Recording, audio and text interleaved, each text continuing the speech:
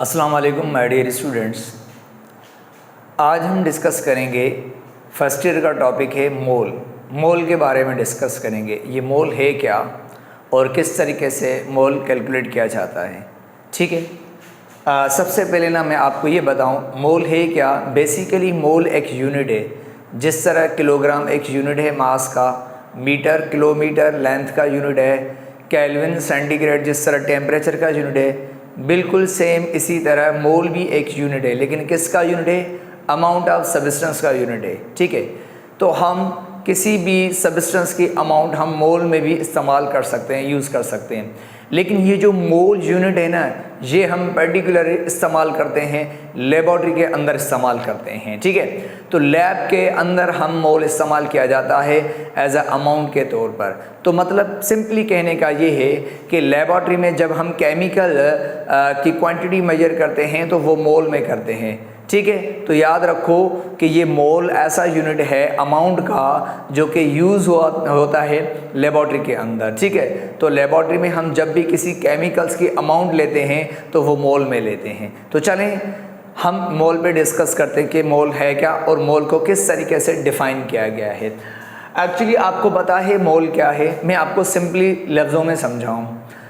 जब किसी एटम के एटॉमिक मास, चाहे मॉलिक्यूल के मॉलिक्यूलर मास या फार्मूला यूनिट के फार्मूला मास को जब हम ग्राम्स में एक्सप्रेस करते हैं, जब हम उसको ग्राम्स में लिखते हैं, किसी एटम के एटॉमिक मास, मॉलिक्यूल के मॉलिक्यूलर मास या कोई फार्मूला यूनिट है उसके फार्मूला मास को जब हम ग्राम्स में लिखते हैं तो वो जो ग्राम्स वाला मास होता है ना, वो 1 मोल के बराबर होता है। किसके बराबर होता है? 1 मोल के बराबर होता है। कोई भी एटम हो, कोई भी मॉलिक्यूल हो या कोई भी फार्मूला यूनिट हो, उसके मास को अगर हम ग्राम में लिखेंगे तो वो बराबर हो जाता है किसके? 1 मोल के। तो 1 मोल को ऐसे डिफाइन किया गया है कि जब आप किसी मॉलिक्यूल के मास को ग्राम्स में एक्सप्रेस करेंगे तो वो 1 मोल बन जाएगा उसका। अगर किसी फार्मूला यूनिट के मास को ग्राम्स में लिखेंगे तो भी 1 मोल बन जाएगा। और अगर कोई ऐसा एटम है जो एग्जिस्ट करता है अपनी हालत में, अगर उसके एटॉमिक मास को ग्राम्स में लिखेंगे तो भी वो 1 मोल के बराबर हो जाता है। ठीक है, तो यहाँ पर मैं लिख देता हूँ कुछ यहाँ पर। ठीक है, जिस तरह अगर हम बात करें, सपोज करें आपके सामने मैं लिख देता हूँ, मुझे आप बताओ कि ये क्या है? सी कार्बन है। अब मुझे बताओ कार्बन का एटॉमिक मास क्या है? कार्बन का मास होता है 12। कार्बन का मास कितना होता है? 12 मास होता है। याद रखो कार्बन एक एटम की फॉर्म में एग्जिस्ट कर। ठीक है, तो मान लो ये कार्बन है अकेला, सी अगर एक सिंबल हो तो इसका मतलब ये एक एटम को रिप्रेजेंट करता है। तो हमने कहा कि कार्बन का जो मास है वो कितना है? 12। अगर किसी एटम के मास को, अगर किसी एटम के मास को, जैसे कार्बन है इसका मास कितना है? 12। अगर आप किसी एटम के मास को, जैसे 12 है, अगर आप किसी एटम के मास को किस में लिखोगे? AMU में, एटॉमिक मास यूनिट में। अगर आप किसी एटम के मास को AMU में लिखोगे तो फिर ये 12 AMU ये बन जाता है। ये क्या कहलाता है? ये कहलाता है एटॉमिक मास कहलाता है। क्या कहलाता है? ये एटॉमिक मास कहलाता है। याद रखो क्या कहलाता है? ये एटॉमिक मास कहलाता है। अगर आप किसी एटम के मास को किस में AMU में लिखोगे, ठीक है, तो AMU में लिखोगे तो ये एटॉमिक मास कहलाता है। ठीक है, और याद रखो ये 12 AMU एटॉमिक मास है और ये बराबर होता है किसके? ये बराबर होता है 1 एटम के। अगर आप किसी एटम के मास को, कितना मास है? 12। अगर आप इसी कार्बन के एटम के मास 12 को अगर आप ग्राम्स में लिखेंगे, 12 ग्राम, तो अगर आप 12 ग्राम लिखेंगे तो अब ये 12 ग्राम एटॉमिक मास नहीं है। तो जब भी एटम के मास को ग्राम में लिखेंगे तो अब ये 12 ग्राम क्या कहलाता है? अब ये कहलाता है मोलर मास। क्या कहलाता है? ये बन जाता है मोलर मास। और ये बराबर होता है किसके? ये बराबर होता है 1 मोल के, 1 मोल के बराबर। और 1 मोल के अंदर आपको पता है कितने एटम्स होते हैं? 6.02 इंटू 10⁻23 इतने सारे एटम्स होते हैं। तो इसका मतलब है 12 AMU, 12 AMU क्या है? 12 AMU एक एटम का मास है और 12 ग्राम 1 मोल ऑफ एटम का, मतलब 6.02 इंटू 10⁻23 इतने सारों एटम्स का मास है।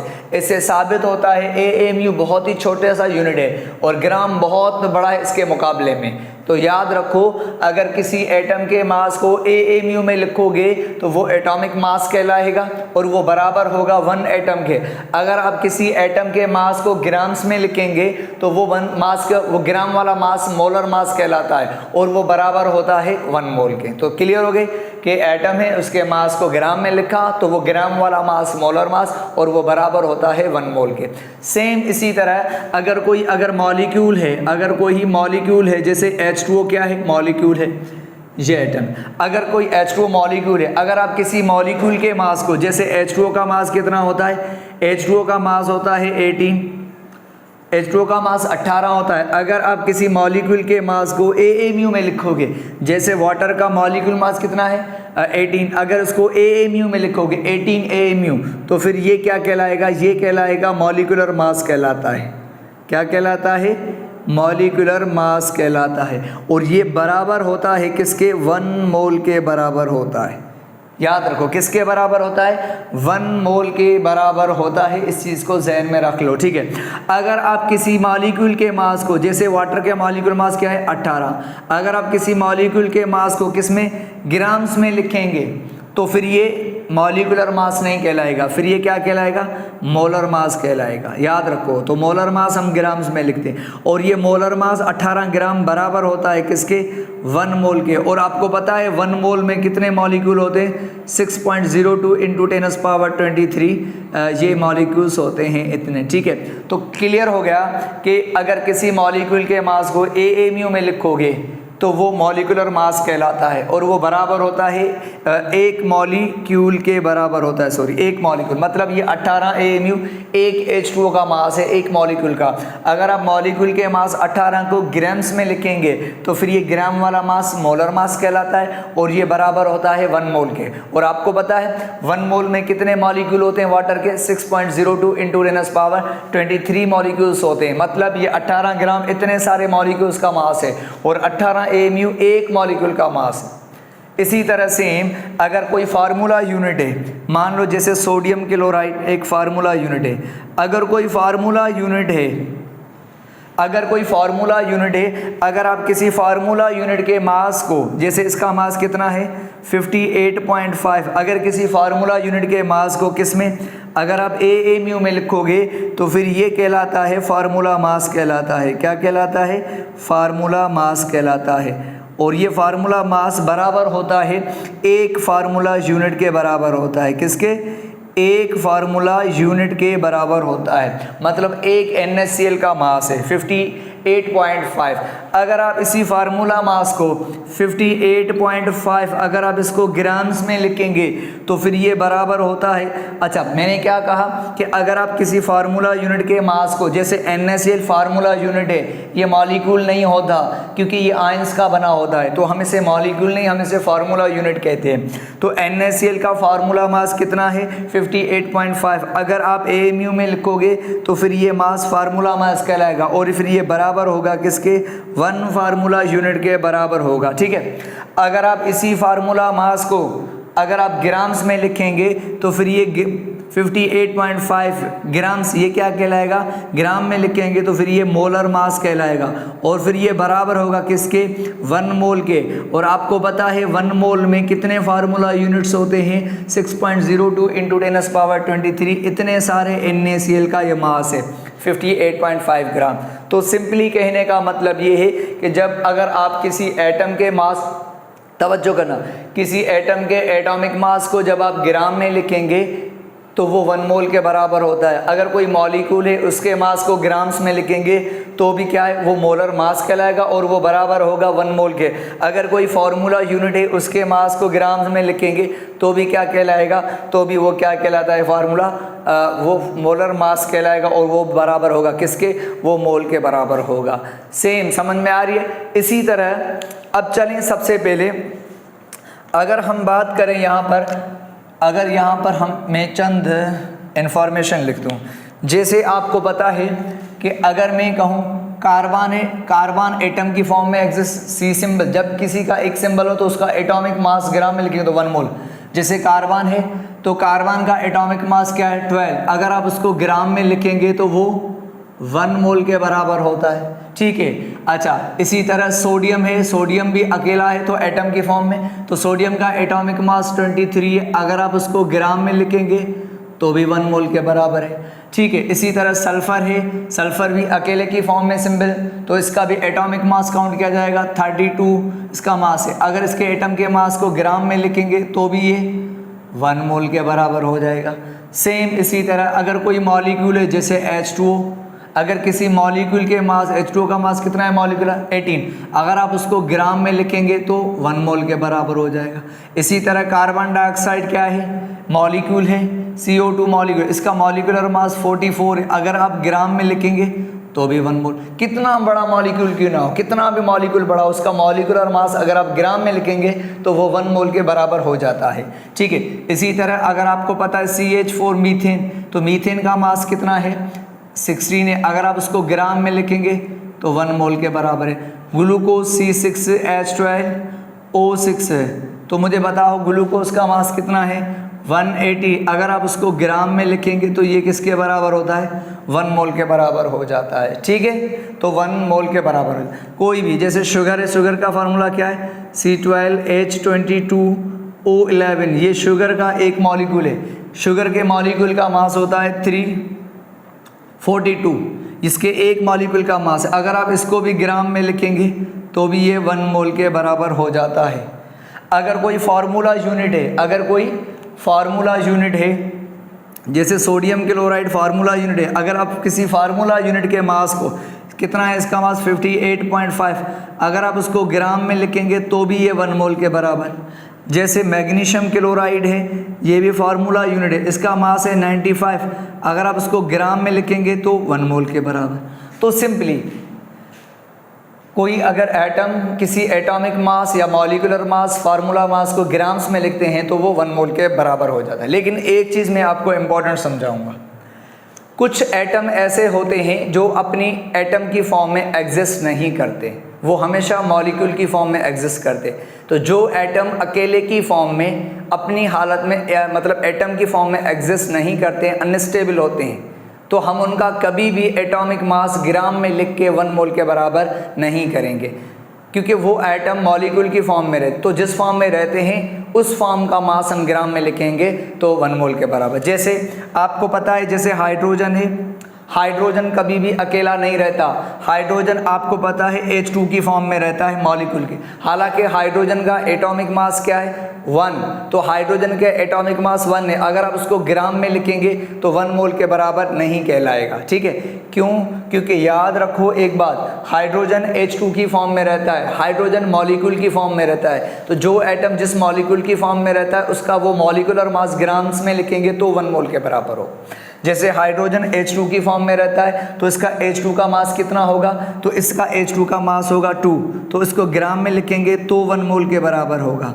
ठीक है, हालांकि हाइड्रोजन का एटॉमिक मास 1 है, लेकिन हाइड्रोजन अकेले की फॉर्म में एग्जिस्ट नहीं करता, इसलिए हाइड्रोजन H2 की फॉर्म में रहता है मॉलिक्यूल की फॉर्म में, तो हाइड्रोजन का हम मॉलिक्यूलर मास लेंगे और ग्राम में लिखेंगे तो 1 मोल के बराबर। तो इसका मतलब हाइड्रोजन के 2 ग्राम इज इक्वल टू 1 मोल। अगर आपसे पूछे 2 ग्राम हाइड्रोजन के 1 मोल के, तो 1 ग्राम में क्या होगा, 1 ग्राम में हाफ मोल होगा, 0.5 मोल होगा, ये याद रखना इस चीज़ का।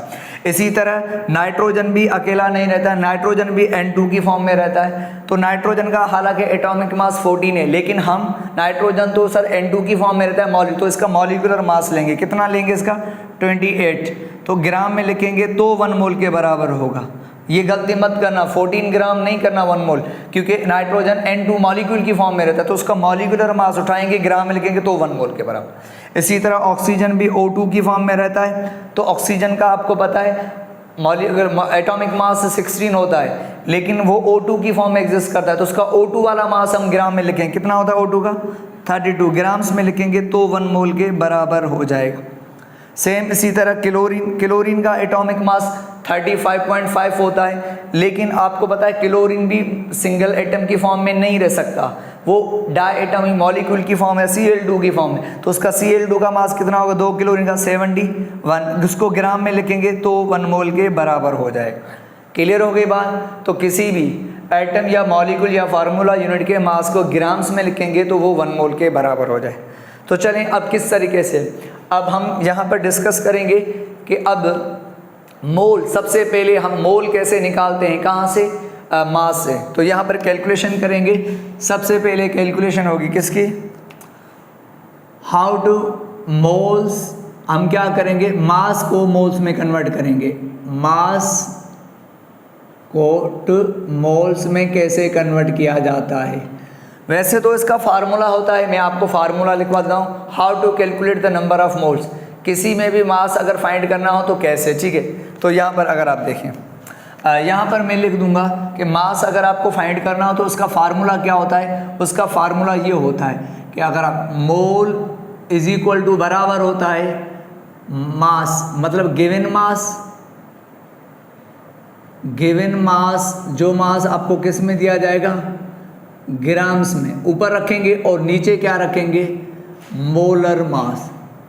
मोलर मास मतलब मास ऑफ 1 मोल, 1 मोल 1 मास। ये फार्मूला है, अगर आप अप्लाई करना चाहो तो ये फार्मूला आप अप्लाई कर सकते हैं, ठीक है।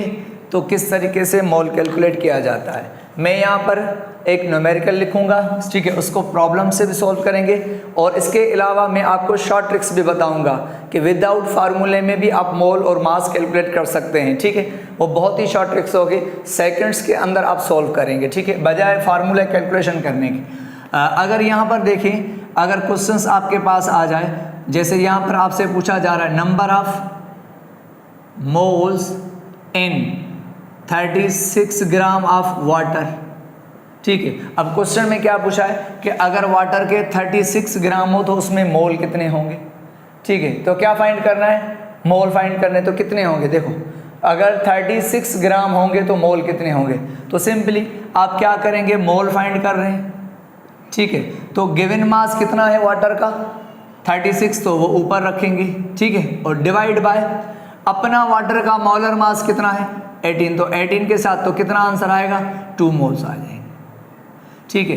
ये है मतलब फार्मूले से जो गिवन मास ऊपर नीचे रखेंगे मोलर मास तो कैलकुलेट। लेकिन मैं आपको ना शॉर्ट ट्रिक्स बता रहा हूँ, आप इस मेथड से करें। अगर मैं आपको शॉर्ट ट्रिक्स बताऊँ, अगर आपको ऐसे पूछा जाए नंबर ऑफ, जैसे मोल्स इन,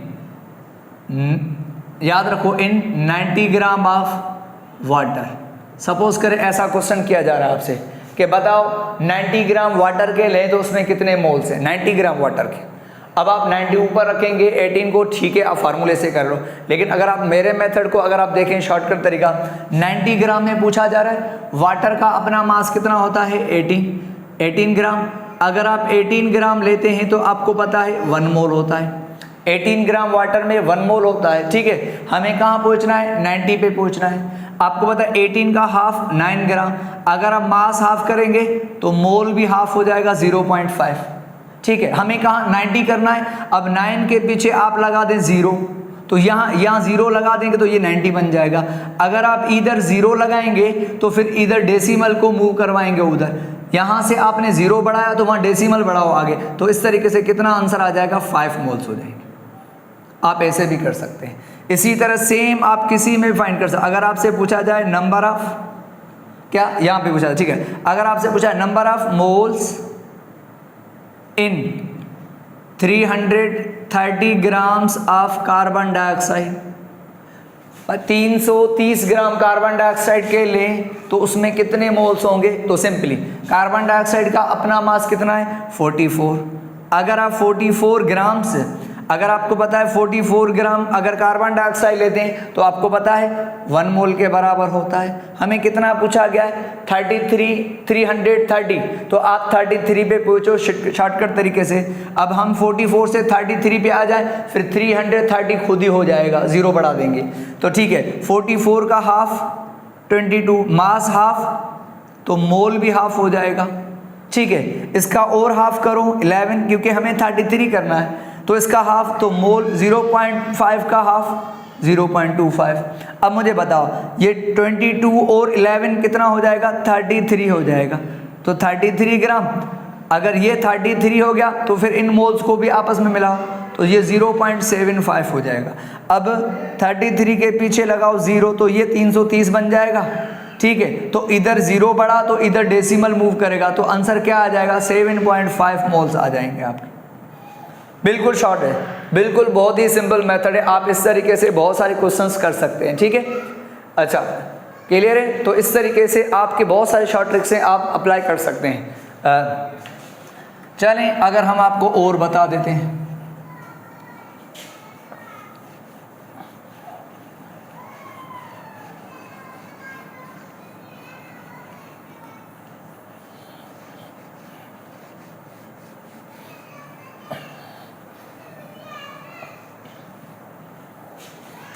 तो इस तरीके से आप ना मोल्स फाइंड कर सकते हैं without calculator, without formula apply आप कर सकते हैं। सेम इस तरीके से मैं और भी क्वेश्चन लिखूंगा, जैसे आप यहाँ पर देखें, अगर आपसे पूछा जाए नंबर ऑफ मोल्स, देखो number of moles in 3.2 gram of methane, ठीक है। आपसे पूछा जा रहा है 3.2 ग्राम अगर हम मीथेन ले तो उसमें मोल्स कितने होंगे, गिवन मास कितना है।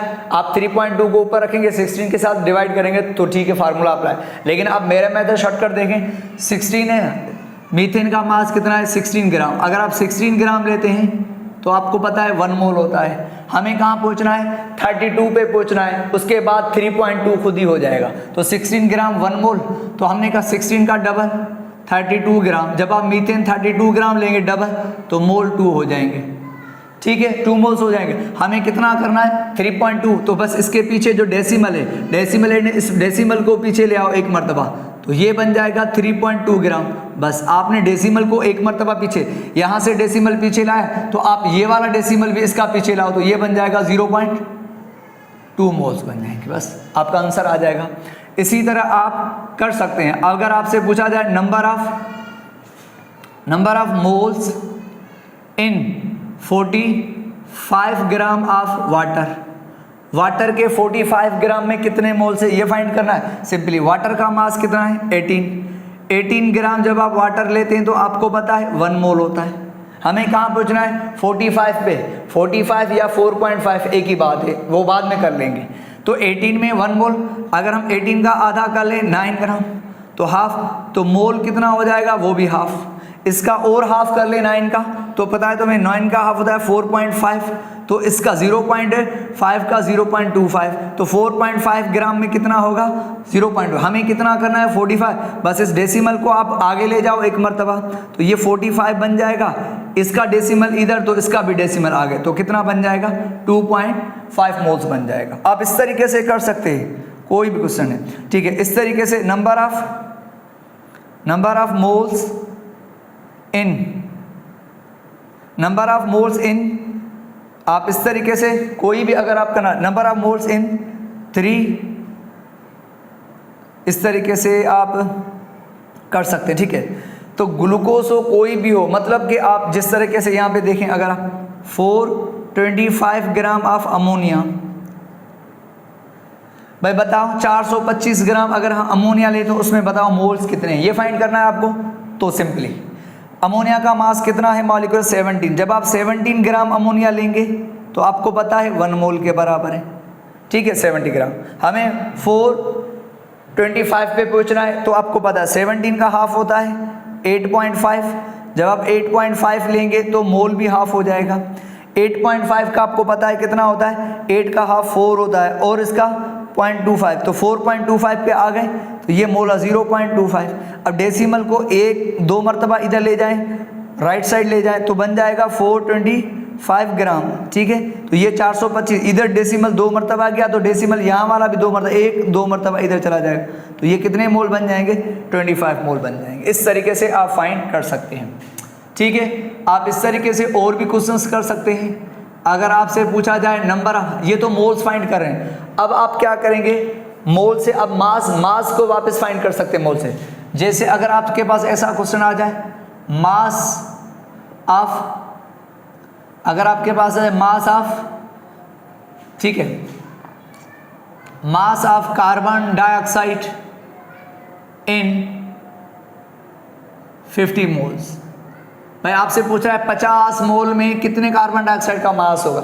अब मोल देकर मास पूछ रहा है, तो 50 मोल में तो सिंपली आपको पता है 1 मोल जब आप कार्बन डाइऑक्साइड लेते हैं 1 मोल जब आप कार्बन डाइऑक्साइड लेते तो 44 ग्राम, 1 मोल में 44 ग्राम। हमें कहाँ पहुँचना है? 50 पे पहुँचना है। आसान तरीका क्या 50 का कि आप 1 का हाफ कर लें 0.5 पे आ गए, फिर डेसिमल को मूव करवा के 50 कर लेंगे तो 1 का आप 0.5 तो मास कितना हो जाएगा 22 ग्राम। अब आपको कितना 50 मोल करना है तो डेसिमल एक मरतबा इधर जाएगा 5 बन जाएगा, दूसरी मरतबा इधर जाएगा, एक मरतबा इधर 5, दूसरी मरतबा 0 दे दो, कितना हो जाएगा 50। तो यहाँ पे 50 हो गया। यहाँ डेसिमल 2 मरतबा बढ़ा, वहाँ डेसिमल नहीं है। अगर यहाँ पे आपने 2 मरतबा डेसिमल बढ़ाया तो वहाँ अगर डेसिमल होता तो वो भी 2 मरतबा बढ़ता, लेकिन वहाँ अगर डेसिमल नहीं तो आप 2 मरतबा 0 बढ़ाओगे। यहाँ डेसिमल 2 मरतबा बढ़ा, अगर वहाँ डेसिमल नहीं तो वहाँ भी 2 मरतबा क्या होगा 0 बढ़ाएंगे तो बन जाएगा 2200 ग्राम हो जाएगा। इस तरीके से आप फाइंड कर सकते हैं। मैं यहाँ पे लिख देता हूँ mass of methane, mass of methane in 7.5 moles. ऐसे भी सवाल आ सकता है कि भाई 7.5 मोल में मास कितना है मीथेन का। अब मोल आपको पता है 1 मोल अगर आप मीथेन लेंगे तो कितना मास होता है 16 ग्राम, 1 मोल में 16 ग्राम होता है। हमें 7.5 पे पहुंचना है तो आसान तरीका क्या है कि 0.5 1 हाफ, तो मास भी कितना हो जाएगा half 8 gram.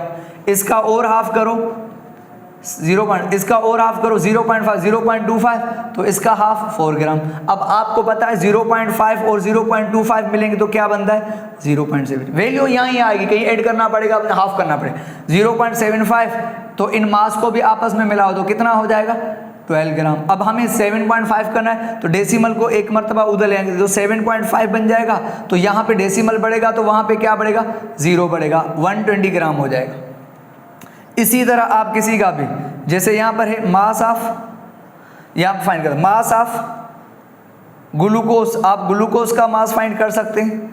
Mass of glucose in 0.2 मोल, तो 0.2 मोल में ग्लूकोज का मास कितना है। सिंपली 1 मोल अगर आप 1 मोल ग्लूकोज का लेते हैं तो आपको पता है कितना मास होता है, आपको पता है 180 ग्राम होता है। 1 मोल में मैंने लिखवाया कि 1 मोल में 80 ग्राम होता है, ठीक है 1 मोल में। हमें 0.2 करना है, 0.2 कैसे करेंगे बिल्कुल आसान है, 1 का डबल 2 तो 2 मोल होंगे तो मास क्या होंगे 360 ग्राम हो जाएंगे।